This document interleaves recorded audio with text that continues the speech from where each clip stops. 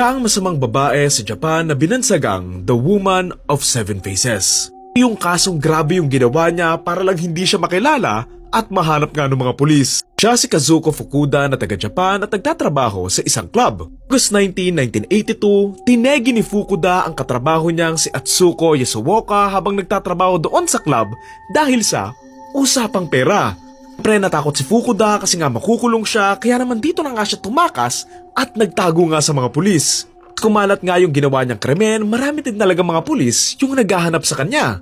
Nagpalipat-lipat nga ng lugar itong si Fukuda, hindi nga siya tumitira ng matagal lang sa isang lugar and gumagamit nga siya ng iba't ibang pangalan para lang hindi nga siya mahuli. Sobrang takot nga niyang mahuli at para hindi nga siya makilala, nagpa-plastic surgery nga siya sa mukha niya. Ginawa nga niya ito ng isang beses, tapos ginawa niya ulit, tapos ginawa nga niya ulit, hanggang sa ilang beses na nga siyang nagpalit ng muka or ng itsura nga. Obviously dahil dito, kaya nga siya binansagang The Woman of Seven Faces. Pero ito pa pala yung isang kakaibang twist sa kaso na to. Yung time na ginawa ni Fukuda yung krimeng ginawa niya, merong statute of limitations yung Japan nun for 15 years. Pagkakaintindi ko, and correct me if I'm wrong, yung mga pulis ay meron lang 15 years para mahuli nga yung mga nangtegi dahil kapag lumagpas na nga sa 15 years and hindi pa nga sila nahuhuli, hindi na nga makukulong yung kriminal na yon.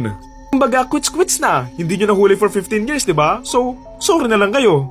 Dahil nga nang tegi itong si Fukuda, meron siyang 15 years para makapagtago and para maging malaya ulit. Aware nga si Fukuda sa batas na to, kaya naman, ginagalingan nga ni Fukuda yung pagtatago. Hindi nga nila siya mahuli kasi nga, 15 years lang naman yun eh. Mabilis lang yun. Ito na nga masumikat yung kaso niya kasi kahit yung mga pulis, ginagawa talaga nila yung lahat para nga mahuli siya. Kasi nga, meron lang silang 15 years na timer and kapag natapos na nga yung 15 years, sayang yung effort nila sa 15 years ng paghahanap nila kay Fukuda.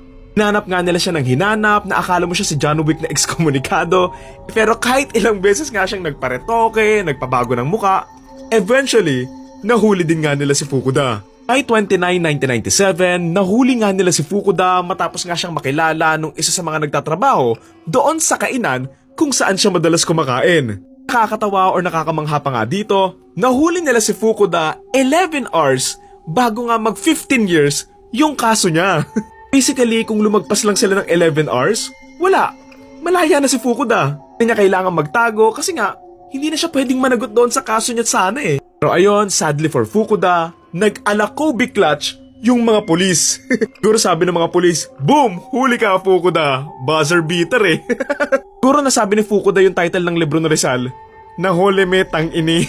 Buwan, nagtago nga si Fukuda for 14 years na mag-15 years na nga sana. Tensyahan nga si Fukuda ng habang buhay na pagkakakulong na naging 25 years na nga lang. Pero ayun lang, in 2005, tuluyan ngang nategi itong si Fukuda dahil nga sa sakit sa puso. Siguro ko ako si Fukuda, mapapamura talaga ako eh. Sabihin ko, putik na yan.